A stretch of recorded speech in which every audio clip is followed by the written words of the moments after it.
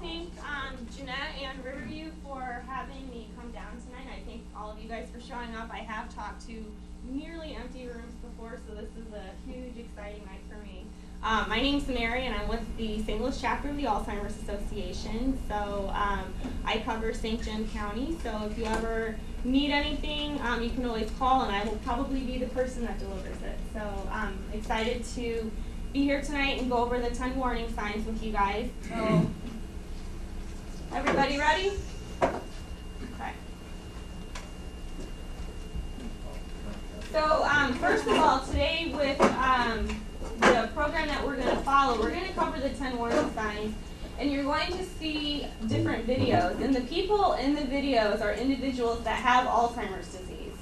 And I think that you might be a little surprised by that, because these are people that maybe if you met them on the street, you might not realize that they did have Alzheimer's disease. And the take home from that is that early detection is important. The earlier that you get some concerns checked out, the earlier that you can start treatment options. With a disease that takes yourself, that's pretty scary stuff. And I think that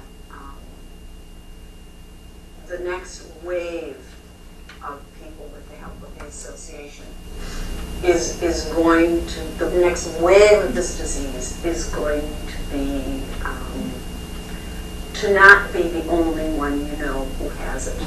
You know, that we're going to get comfortable enough, and if we who can speak enough, and people say, well, she's not shirking, she can put two words together, she's still living, she's still out there, he's still talking, she's still writing, and there are people doing all of this, then I think the stigma, because that's a word we haven't said, will be lessened. I think it will be diminished. We don't blame people for having cancer. We don't turn the other way. We have historically done that with Alzheimer's disease. And I think that day is gone, and I think that we who live now and know about this are going to be part of the change. So a couple of things that Mary Ann touched on was, number one, and I'm sure that people here can agree, that there still is a bit of a stigma attached to Alzheimer's disease. Like she said, we don't give anybody that has cancer any grief over it. We don't act like they don't exist. But you guys, I'm sure, can remember years ago when people whispered cancer. We just didn't talk about it. And I think that with Alzheimer's disease, we're moving forward. People do talk about it, but there's still a lot of unknown things about it for people, so it's still uncomfortable to talk about. So hopefully by the end of tonight, you guys will have a little bit better understanding and feel a little bit more comfortable with it. So now we're going to talk about Alzheimer's disease versus typical aging. So a myth is having a little touch of dementia is a typical part of aging. And the truth of that is that you can't have a little touch of dementia. Like having a little touch of dementia is like having a little touch of pregnancy. You either have it or you don't. As we get older, things do slow down. Our bodies slow down. Everybody here probably can't get out of the chair like they were able to when they were 6 years old. And our brains slow down. It's the same thing. So we used to think that there were different characteristics that always happen for people as they got older. We always called it senility or hardening of the arteries. This is just something that happens. Alzheimer's disease is not a part of normal aging. It is a disease. So what is Alzheimer's disease? Alzheimer's disease is a progressive disease of the brain that destroys brain cells, causing problems with memory, thinking, and behavior. So a lot of times you'll hear dementia and Alzheimer's disease kind of used interchangeably. Think of dementia as an umbrella term, like cancer. So we know that cancer means that there's bad cells in our body. Dementia means that you have problems with your brain so that you're not able to get through your day smoothly like you were once able to. So when somebody says that they have cancer, we ask what kind of cancer they have. When someone says they have dementia, that means that there's form there. 70% of dementia is Alzheimer's disease, but there are other forms of dementia that are out there. A lot of times doctors might only diagnose somebody as dementia because they might want to wait to see how the symptoms progress before they say what specific type it is, or they may not be comfortable diagnosing it any further than that, so they might just leave it at dementia. Alzheimer's disease, like I said, is the most common form, and although there are some treatments available to temporarily slow the symptoms down, it is fatal. So it's the 6th leading cause of death in the United States, and there's no way to stop it, cure it, or prevent it. Myth versus reality. If I have memory loss, that means I have Alzheimer's disease or dementia. That is absolutely not true. We all forget things from time to time. That happens. We're human. We can only hold so much in our brain at once. So if you notice that you're forgetting things on a regular pattern, you definitely need to get it checked out, because there are a lot of other diseases, a lot of other disorders that could cause that memory loss. So it's so important to not just assume that this is my lot in life. It's just how it's going to happen. You need to get it checked out, because most likely it could be something else that is treatable. So the risk factors for Alzheimer's disease. The greatest risk factor for Alzheimer's is age. So fortunately, through science, we're living longer. Unfortunately, that means that our chances of developing Alzheimer's disease is greater. The second biggest risk factor is being female. So yay us.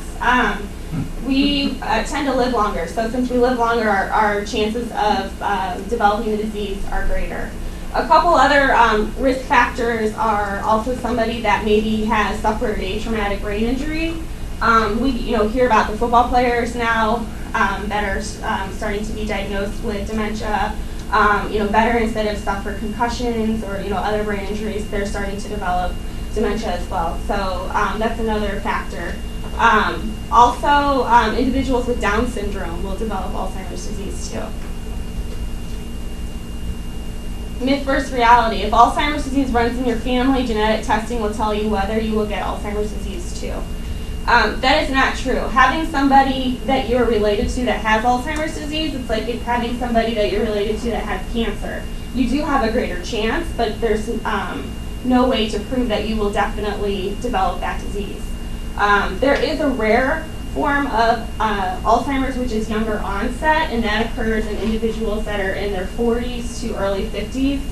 That accounts for less than 5% of cases diagnosed.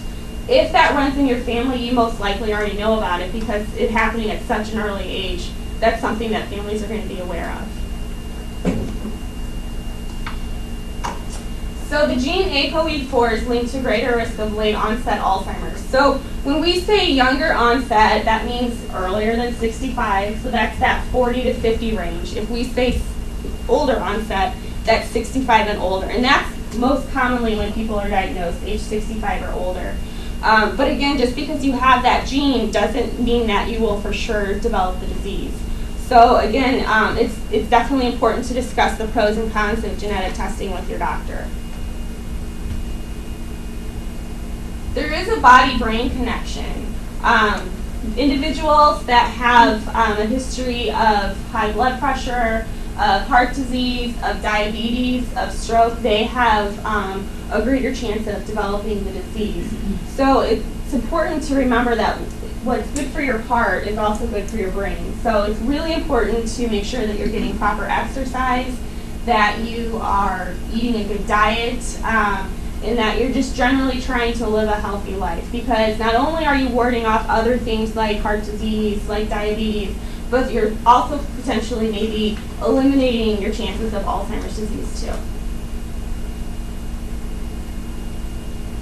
So now we're going to go over the 10 warning signs. So if you want to follow along in the brochure, help yourself, but we'll have it up here as well. So the first warning sign is probably the one that we're most familiar with, which is memory. We start to notice that someone is forgetting things. I always tell people that if you remember that you forgot something, you're okay. But if you can't remember that you ever knew it, that's when it's a concern. Because that means that you're not able to retain that recently learned information. And that's when we start to notice that, there's concerns there. People with Alzheimer's disease can't retain that recently learned information. So, we might have a conversation today and then I meet you tomorrow and it's like we never met. So that's a big difference between forgetting something here and there. Not being able to remember conversations, not being able to remember appointments, those types of things, that's when it's a bigger concern. Well, I have a strategy I'm supposed to use. I have a hard time remembering to do it. But I have an apron and I have a tape recorder that I can stick in one pocket and a pad and a pencil in the other. And if I would just really be good at using that, I'd be in better shape. But that's my strategy for trying to remember what I wanted to do or what people said to me and that kind of thing. So Sue gives a good example of a strategy that someone that does have the disease uses to help remind themselves of things that they need to keep in track. Other things you might have heard about, people sometimes will label things throughout the house so that they can remember what it's called. That you might go, it's like somebody's learning English in a way because they have everything labeled so that they know what it is. That's another tip that sometimes people will use as well. But there's going to be a point where somebody's not going to remember what that means. The second problem, or the second warning sign, is changes in planning or solving problems. And I think this one rings most true with women because you start to notice that maybe grandma's cooking is starting to go downhill. And that could be because she's used to baking or cooking from memory, recipes from memory, or maybe she's no longer able to follow the recipe. So she might be able to get all of the ingredients out, but she can't process what it means to put this thing in first, or which one is a half a cup, which one is a whole cup. So a lot of times people start to notice that and they just think, oh, she's kind of losing her touch, but that could be an indicator of something of greater concern. Difficulty keeping track of bills. Some people just aren't blessed with that gift. Like, they've never been able to do it. So you can't say that because someone is 85 and they can't keep track of their bills, that that's necessarily a warning sign. But if you know somebody that's always been very on top of it, they have spreadsheets and, maybe they're an accountant and all of a sudden this is something that's starting to be of a greater difficulty for them, that could be something that is a warning sign for you. Difficulty completing familiar tasks. Sometimes we might need help remembering how to program our TV to record something, or you want to do something that you can't remember necessarily how to push defrost or get defrost to work on your microwave. Those things happen. But the familiar tasks where maybe somebody can't remember the rules of a game that they always play, all of a sudden, they can't remember that sort of thing that should be very familiar. That could be something that is of concern. Another thing, difficulty completing daily tasks. It's not necessarily that someone can't do it anymore, but if it's taking them a lot longer to do it, and they're really frustrated as a result of trying to get through it, that's a warning sign.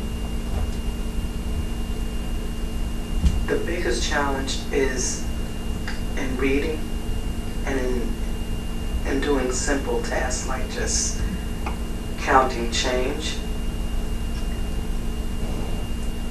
That's really hard for me. I can balance a checkbook, but if someone gives me a series of coins, I have a hard time really figuring out how much change I should get. That's so, for somebody with a PhD, that's like crazy. And I think it's hard for me to come to grips with that. The fourth warning sign is confusion with time or place. And this again goes back to losing track of dates, seasons, or passage of time.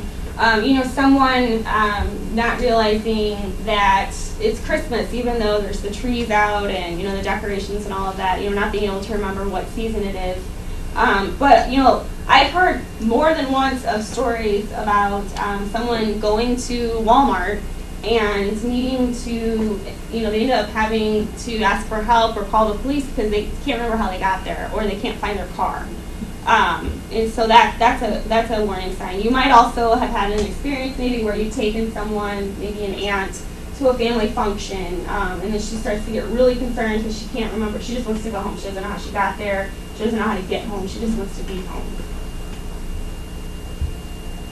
The fifth warning sign is trouble understanding visual images and spatial relationships. Sometimes somebody that's starting to have vision difficulties, that could be an indication that they have Alzheimer's disease, because they're not able to take in that information and process what it means. This oftentimes becomes very evident when it comes to driving, because if you think about it, you're looking at your rearview mirror, you're looking at your side mirrors. That alone is a lot of information to take in. But then you're also having to keep track of your speed, the direction that you're headed, what the different rules are for driving. And a lot of times people are overwhelmed by that and they get frustrated, and it could lead in an accident, or it could lead to them getting lost because they're not able to take that information and properly process it anymore. Problems determining color or contrast is another one. I know, when I used to work in a nursing home before I started at the Alzheimer's Association, and we had a resident who had a really tough time with color.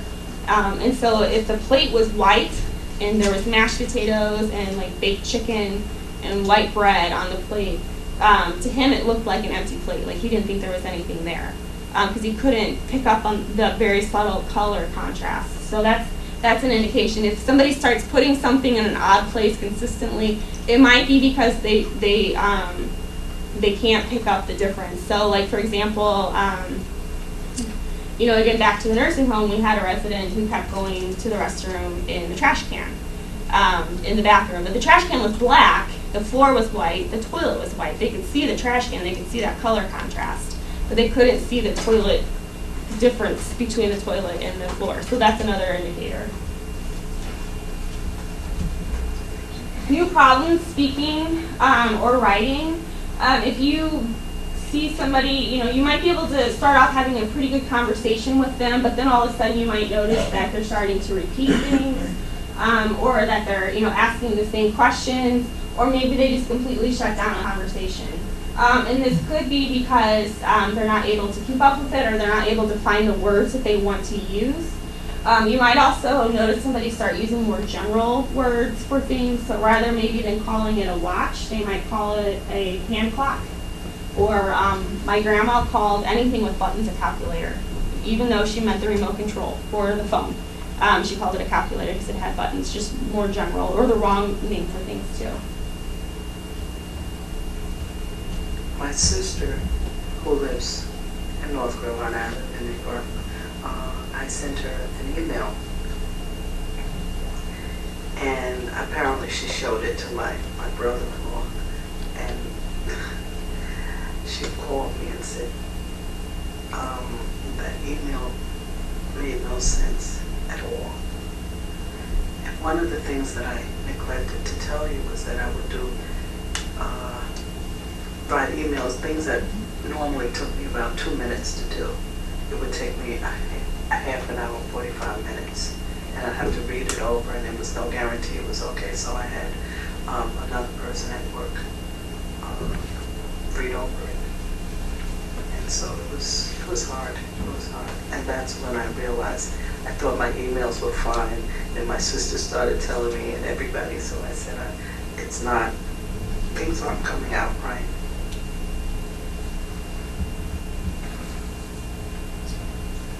The seventh warning sign is misplacing things and losing the ability to retrace steps. This could be a result of, maybe for example, you might come, to visit your sister, and she's searching frantically for her purse. And maybe she usually puts her purse on the countertop in the kitchen, but for whatever reason, this time she put her purse somewhere else. Well, if her purse is always on the countertop, and it's not there, when you have Alzheimer's disease, you can't use that thought process to think, I need to retrace my steps. People with Alzheimer's are in the now, and so right now I can't find my purse. So a lot of times that leads to people jumping to accusations. Somebody came in here and stole my purse. It's not where it should be. So the next logical step for them would be to assume that someone stole it. So that's one indication. Also, people, because it's affecting their brain, they might start putting things in the wrong place. Someone might start putting salt and pepper shakers in the refrigerator, or you might open up the oven and, there's, paperwork in the oven. Different people are just putting it in the wrong places. It makes sense to them at the time when they're doing it, but it's not where it should be, and then when they need to find it, it's not where it should be. And so then, again, people might jump to conclusions that something's been stolen. Decreased or poor judgment. I think this is a big one they always give the example of money. Someone maybe giving large amounts of money away to people that maybe they normally wouldn't have had any involvement with. One is that we often see that we might start to overlook is people that usually are very well groomed, very good hygiene. You might start to notice that things are slipping. Maybe they're wearing the same clothes more often. They're not getting their hair done, they're not bathing as often as they used to. They just don't have that judgment, it's been a few days, I need to do something about this. Also, you might notice sometimes there could be somebody outside that's not dressed appropriately for the weather. So it's wintertime and they're out there with their shorts and Hawaiian shirt on. Obviously that's an indication that there's a judgment lapse there. Withdrawal from work or social activities.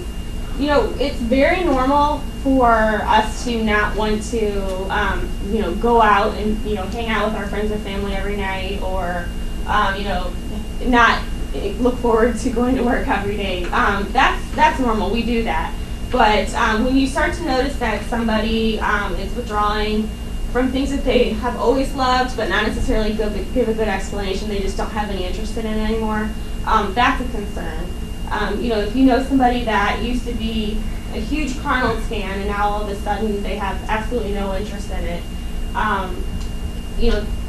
they may have lost interest in it, but it could be an indication that they're not able to keep up with the game anymore. They're not able to follow and enjoy it like they were once able to. So that rather than feel frustrated, they're just going to avoid it completely.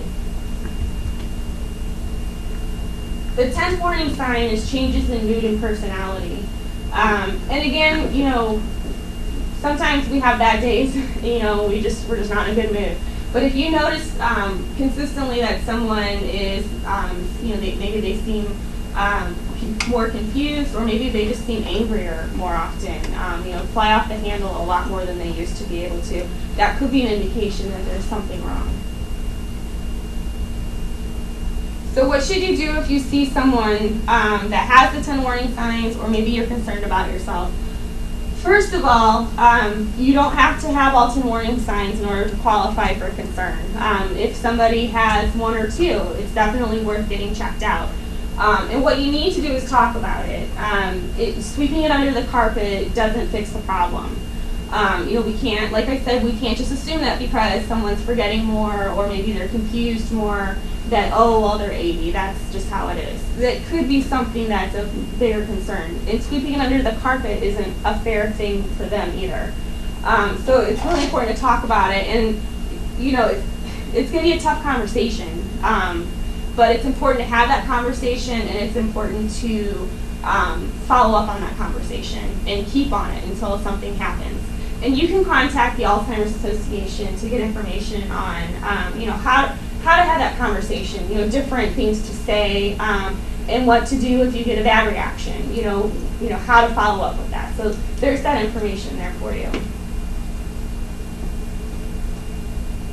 I would hope that families could be gentle but straightforward. I would hope that they wouldn't minimize the challenge of this or make it larger than it needs to be. So I guess I would say you have to be aware that changes are coming, but they're coming, inch by inch, and sometimes foot by foot. But most often, you just have to talk about it. Not to be afraid to talk about it, not to be worried about how to talk about it, but talk about it. Because if you don't, I think that there's going to be 1 or 2 days where you just find there are arresting moments and you have no idea where to put that or how to manage that. Not to be afraid, just to talk. And a thing that I want to go back to is that if you don't talk about it, again, it's not fair to the person that you're concerned about. The people that are in these videos, their family talked about it with them early rather than letting it go. And you can see based on these videos that these people are still contributing to society. They still are able to speak up for themselves. They're still able to make decisions. That's why it's important that if you notice something, to act on it, because sweeping it under the carpet, that's just going to make it harder for you in the long run. And again, that individual, they deserve that opportunity to make those decisions for themselves. So diagnosis, again, earlier is better. So what we're going to do now is go through the steps for a proper diagnosis. So the myth, there's no point in getting diagnosed because dementia is not curable or treatable.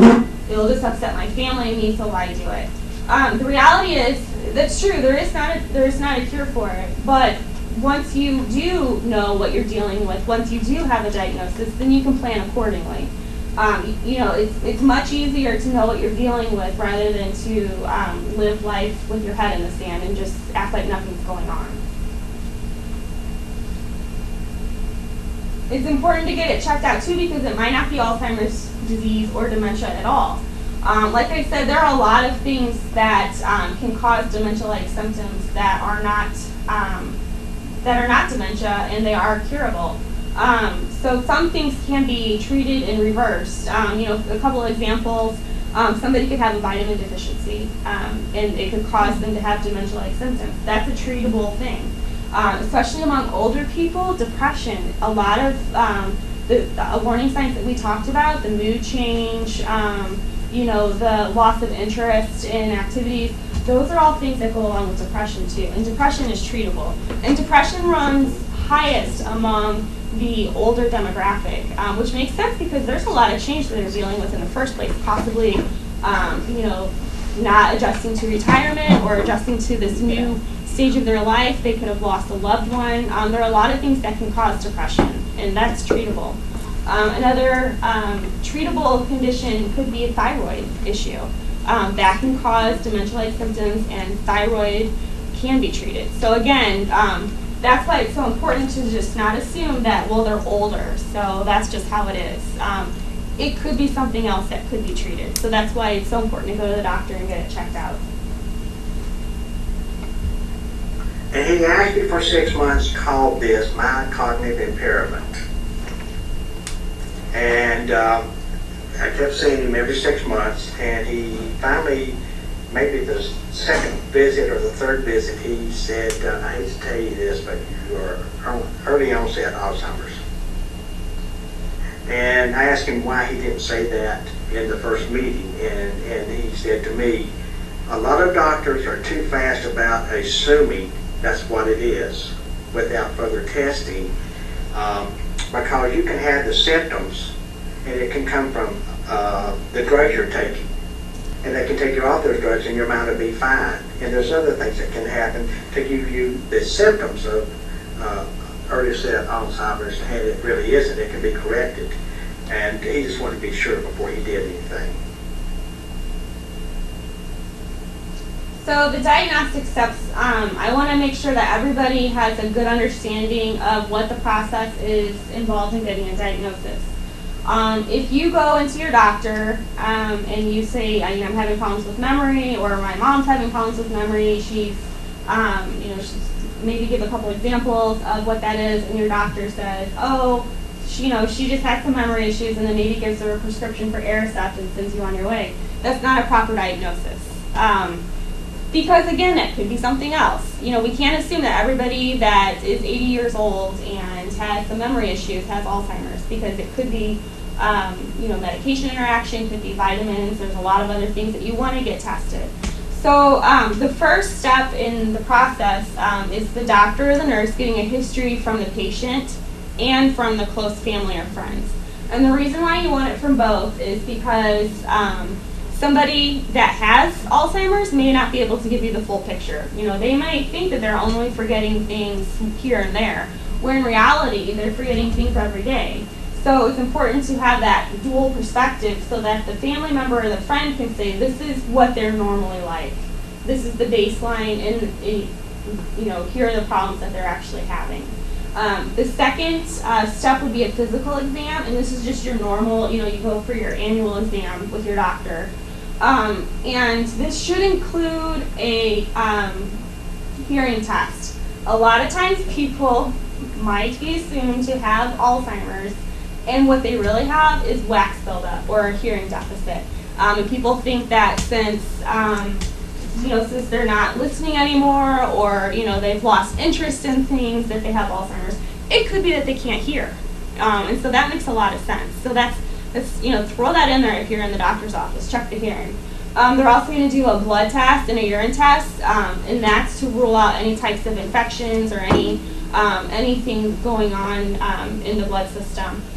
Doctors will also do a mental status exam, and that will they'll ask the individual not only about current events, you know, what's going on right now, who's the president, what year is it, but also find out if they do have depression, or if there's maybe other mental health issues that are there that could be playing into it.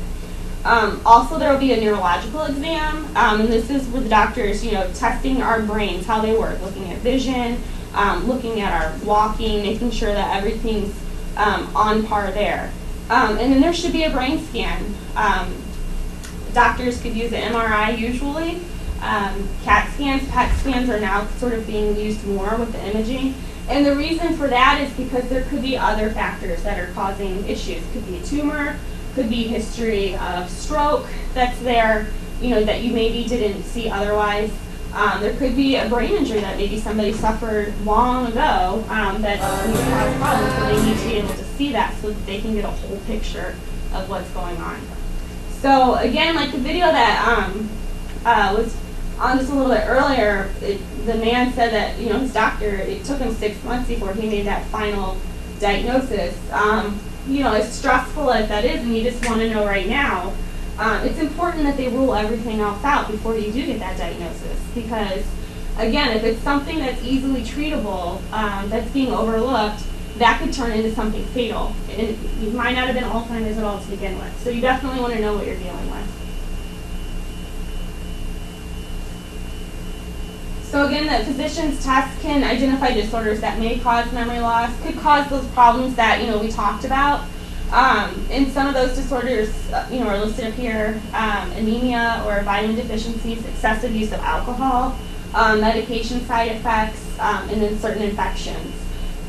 The vitamin deficiencies, I met a lady about a year ago who is still a genealogist, so she does like the family trees and does all, you know, follows people's history. And apparently that job takes a lot of concentration, takes a lot of organization, and a lot of detail. And she started noticing that she wasn't able to keep up on it anymore. She couldn't follow, she was having problems keeping track of what she was doing. She was getting really frustrated. So she went to her doctor and told him what was going on. And so he said, you know, this could be the beginning of Alzheimer's, but we're going to do some tests. So they went through further tests, and it took a couple of months, and finally it came to be known that she had a B12 deficiency. So now she gets shots once a month for her B12 deficiency, and she's you know, back to normal. But it really did cause such a change in her that, you know, she really thought that it could be something much more serious. So that's why it's so important to get it checked out. So other forms of dementia that you might hear about. Vascular dementia is the second most common form, and that is a result of when someone has stroke. They could have dementia as a side effect from that. Frontal temporal dementia, that occurs with individuals that are in their, you know, usually start seeing it in their 50s. And this isn't as much about memory loss as it is about mood change. Somebody might become more apathetic, you know, lose interest, but they might also become very socially inappropriate. You know, somebody that had FTD were in this room and they thought it was hot, rather than being able to, you know, process it and think I need to fan myself or maybe step out, they might just start taking their clothes off. You know, they don't have that social filter. Or They might say inappropriate things to people, like, oh wow, you've really gotten big, or just those things that maybe wasn't the norm for them in the past. Mixed dementia is Alzheimer's disease and vascular dementia. And then Lewy body dementia, again, that's not as much. You won't see memory loss as much, although it is a component. But what you'll see more is somebody having a mood change, but also having more rigid body movements, and then also having awake dreams, meaning that they are hallucinating while awake, and it's actually happening to them. So we had a resident that had Lewy body, and every once in a while she was convinced that there were roaches on the walls, and she would beat the tar out of the wall. And she was livid that no one was helping her, that there were roaches here in the first place, that her family put her in a place that had roaches, but you couldn't tell her there weren't roaches because she was seeing it. That's what her brain was processing and showing her. So that's obviously something that's difficult to deal with as a family member, but that's a part of that dementia. So if you do get a diagnosis of dementia, what do you do? With an early diagnosis, you get the maximum benefit from available treatments. Again, there's not a cure for Alzheimer's, but you are able to get the most out of what's available now. Again, going back to the videos of the people that we watched, they are getting the most out of life by having that early diagnosis. You're able to explore treatment options to see, what's good for you. In St. Louis, and it's a little bit of a jaunt from here, but we have Washington University and we also have St. Louis University, two schools that are world-renowned for their research in Alzheimer's disease.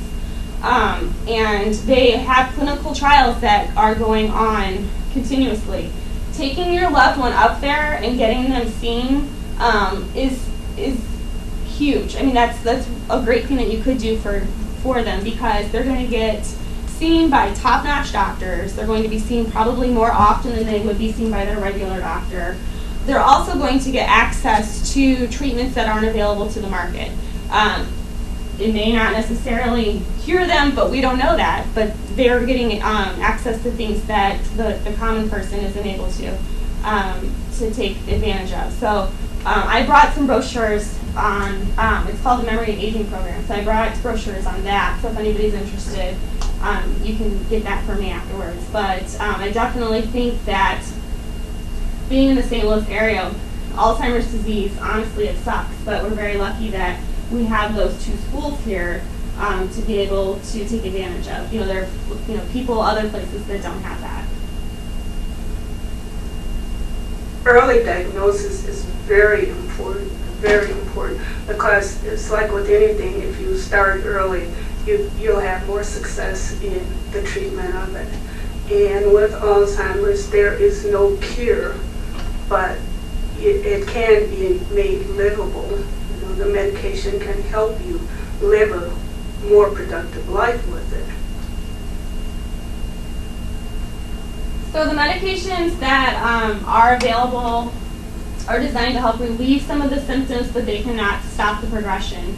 The cholinesterine, that can seem like it improves memory, but again, that's only temporarily.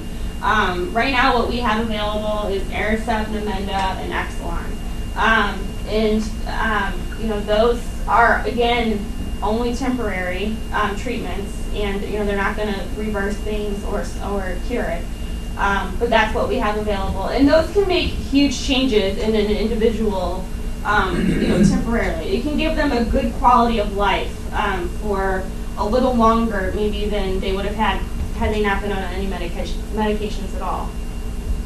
And there are also other medications that can help with mood and behavior changes too. So with an early diagnosis, you have more time to consider and plan for the future. Like I said earlier, by having that early diagnosis, that individual is able, again, to be able to say, this is what I want, this is what I don't want. I'm okay if you have to take me here. It's okay if we have to have someone, move in with us. You know, there are a lot of decisions that families are faced that would be made easier if they knew that their loved one was on board with it. A lot of times families will wait until a crisis happens and their loved one is far beyond ever being able to say that they're okay with it. And there's a lot of guilt involved with that. And so being able to have those conversations early is very important so that it makes the whole process a lot smoother.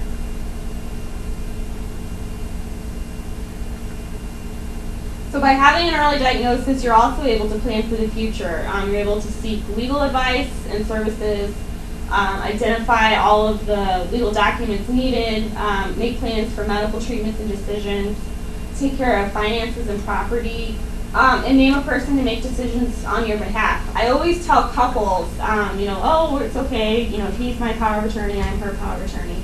But if your power of attorney has Alzheimer's disease and something happens to you, who's going to make those decisions? Those are things that you have to think about early on because, if your loved one, who's your power of attorney, is in the nursing home and something happens to you, what are we going to do? So those are things that you have to think ahead of. By having that early diagnosis and having those conversations, you're able to make a tragic disease a little bit smoother.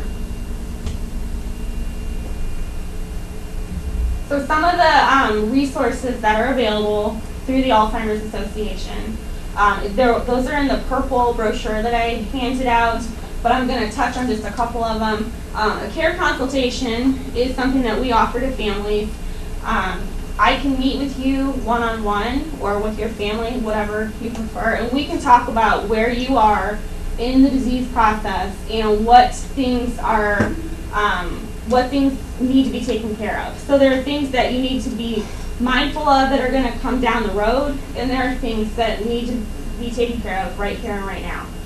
We can also talk about what the disease looks like as it progresses so that families are better prepared for it, and also find out what resources are available to help with things. Information referral is another service that we offer. On the brochures that I gave you, there's the 800 number, 800-272-3900.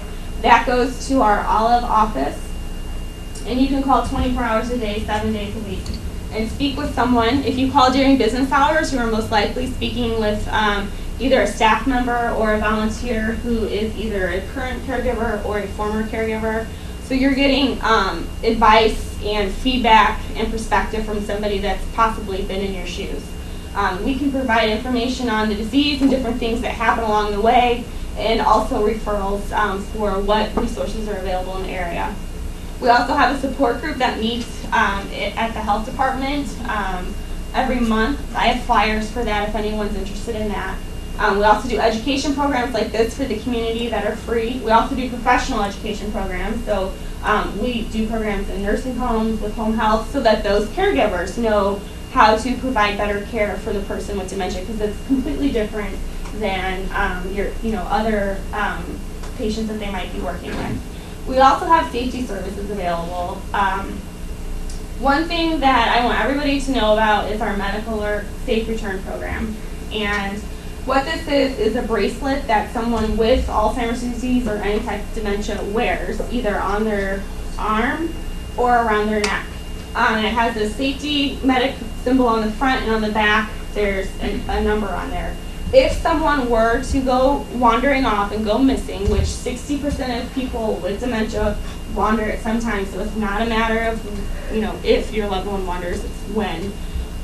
They have that bracelet on them that identifies to a first responder that to call that number, and then we're able to link that person up with their family member. So we just had a woman a couple weeks ago in the Peebly area who wandered it, and I can't say that having that bracelet would have saved her life, but it would have been nice to have known that that they were able to have that. So it's free for the individual that has the disease.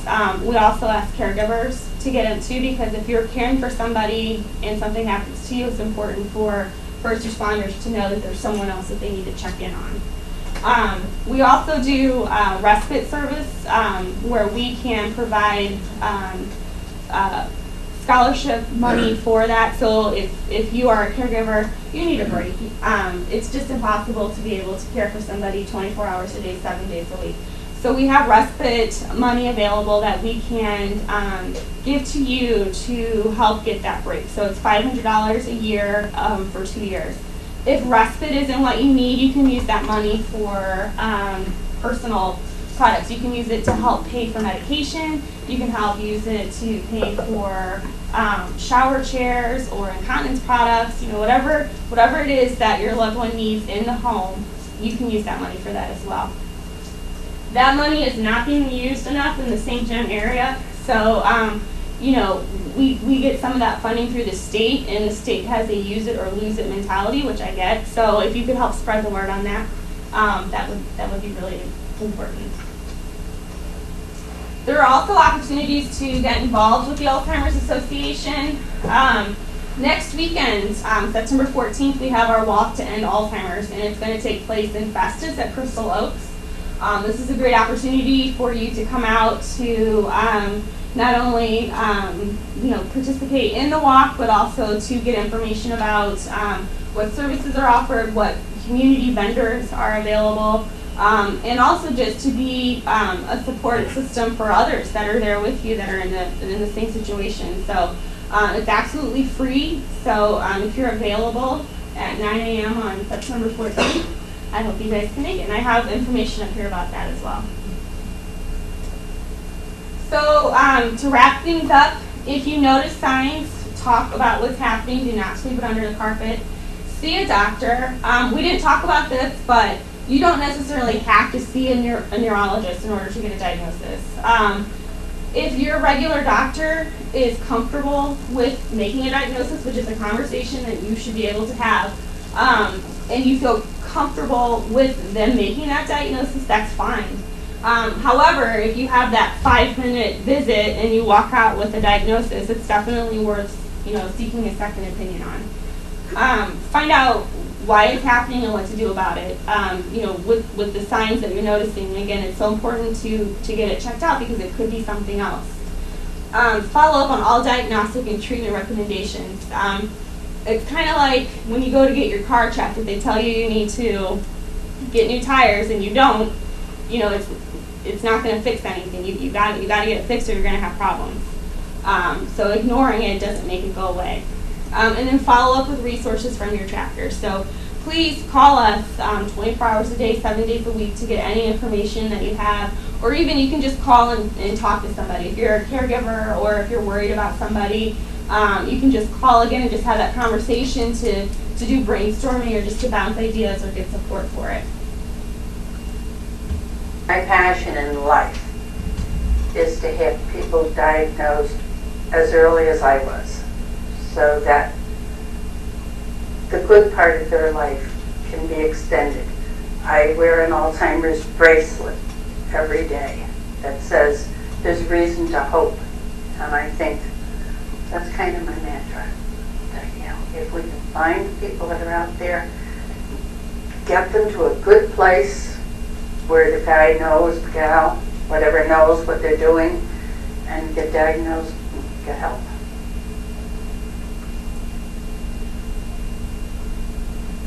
And that's the end of my presentation. Do you have questions? So, would you say that it's a diagnosis of exclusion? I mean, there's not a blood test you can do, or there's not a brain scan you can do, or... Right. Yeah, doctors can diagnose with over 90% accuracy, but it's mostly based on symptoms right now. Since they don't know what causes it, you can't say that this person has, this in their blood, or they have this going on in their brain. That's what's causing it. So as of right now, it is a process of elimination. But doctors can diagnose within 90% accuracy. So, is it still the only real way to tell is on an autopsy in the brain? And the reason for that is, and I can show you. The reason for that is that after the disease has progressed and someone dies, there's shrinkage. So, and I'll pass this around, but you can see right here the difference between a healthy brain and a normal brain. Hopefully you can. This is the normal brain. and this is the Alzheimer's brain. And the reason for that is because the plaques and tangles that are in our brain that cause our cells to not communicate to each other anymore causes our brain to slowly die away, because those cells aren't communicating to each other, which if there's a problem somewhere in the factory, things are going to start backing up. And if things start backing up, then things aren't processing, and it just stops. So the example here is that the same goes in our brain. If our cells aren't able to function, that not only means that they're not able to communicate to help us remember things or to use words or to breathe, but it also means that they're not getting the nutrition that they need, and that the waste that accumulates is not being taken away, which causes the death. So that's what's causing the shrinkage. Does that make sense? Mm-hmm. So I'll pass this around for you guys to look at. And I don't mean that to shock anybody or anything like that, but if you've met somebody with Alzheimer's disease, if somebody has cancer, sometimes we can just tell. Maybe they've lost their hair or they look very skinny. They just don't look healthy. We know something's wrong. With Alzheimer's disease, you don't necessarily know that. You can look at somebody. I could maybe put a healthy person next to somebody that has Alzheimer's, and based on how they both look healthy.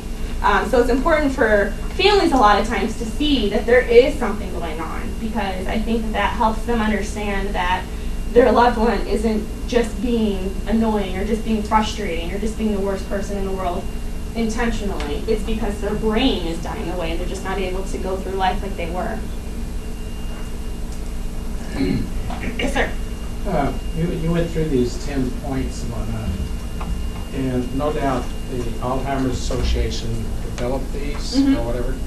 Are most doctors consistent with this? No, we have Say that's a problem, isn't it? It's a huge problem. Yeah. We have a huge push going on to get doctors educated, because think about it. Unless you specialize in it, it's hard as a doctor to know everything about everything. Especially if you're a family doctor, you have to be able to know a virus from a flu, a sprain from there's just a lot to know. The education that doctors go through, unless they are specializing in gerontology, they're only getting like 1 or 2 courses. So it's a huge push on our part to try to get doctors aware of what the signs are, and then how to make a proper diagnosis. And just so you know, as a part of your Medicare annual visit, a memory diagnostic process is included in that. That is covered under your Medicare. So there's no reason for a doctor not to take that extra time to be able to make that diagnosis, because they're getting paid for it. So but again, we're trying to raise that awareness, and hopefully doctors knowing that they get paid to do these extra steps, unfortunately might entice them to get a little bit better informed about it. So no doubt you'd have certain doctors that you would refer people to rather than just a family doctor?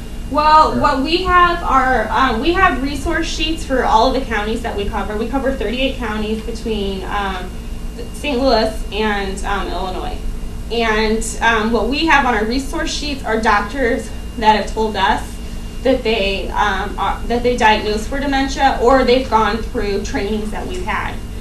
We can't say go to this doctor as opposed to this doctor. That's your choice. But we do have resource lists of doctors who say that they are more aware and better able to make that diagnosis as opposed to maybe your family doctor. And it could be your family doctor that feels like he's able to do it too. It just depends. I had gone to the doctor with 2 different people and asked about a memory loss problem, Mm-hmm. and the doctor just dismissed it. Oh, it's just old age, nothing to worry about, on both people. And the one lady really does have Alzheimer's. Mm-hmm. Why couldn't he have just said, well, maybe you need to follow through with something else, or, it was just a family doctor, but Right. still, they should at least send you somewhere else. And again, that goes back to us raising awareness about it, because the nice thing about all of the advances that they've made with cancer is that doctors know that in the community there are cancer resources available. Doctors might not know that there are other places to send people to get further diagnosis. And again, that doctor might think that he is informed and can do it. But that's why it's so important to trust your gut. You know, if you feel like... But he just dismissed it. He didn't follow through or anything or ask any questions. Right. He just said, oh, they're just getting older. Yeah, and you know, that's when you have to get a second opinion. That's when you have to advocate. And that's frustrating because it's not always easy to get somebody to go to the doctor in the first place to get their memory checked out. But then, you know, to make sure that that doctor knows what they're doing, you can contact the Alzheimer's Association, and we have information available on, again, going in a little bit more detail in the diagnostic process, but also questions to ask before that appointment. Because then you know what you're dealing with. Am I wasting my time? Am I wasting their time? Or are we going to get something done here? So you can definitely contact us and we can send that to you. Any other questions? Really? You covered everything. Oh, I don't think so. Well, I'm going to be here for a little bit. I have up here, I have some extra stuff. I have I have a few cards up here if you guys want to take that. And then I also brought flyers for the support group so that you guys can take that with you. And I also, you know, this is a little bit beyond what we talked about today, but a lot of times families are curious. I brought a handout on the stages of Alzheimer's. So, you know, we talk about early stage, middle stage, and late stage.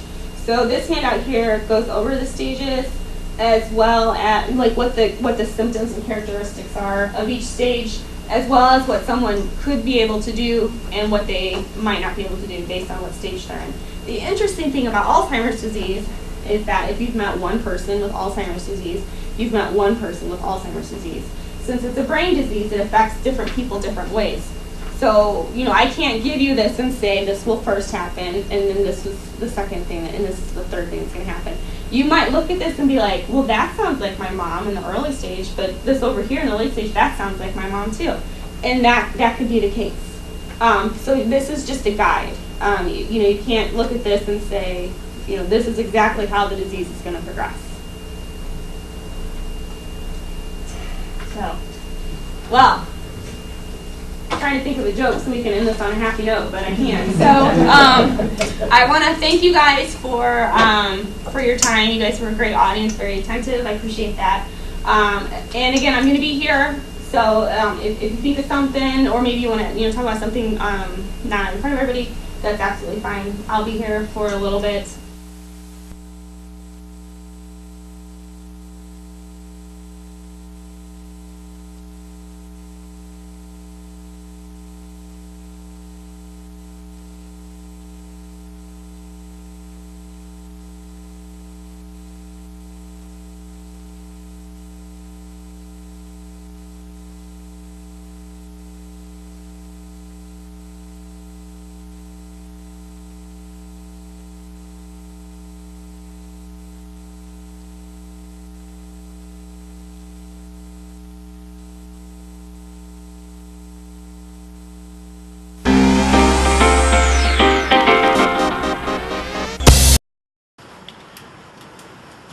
Hi, thank you for watching Channel 798. Thank you for watching Channel 7 and 98.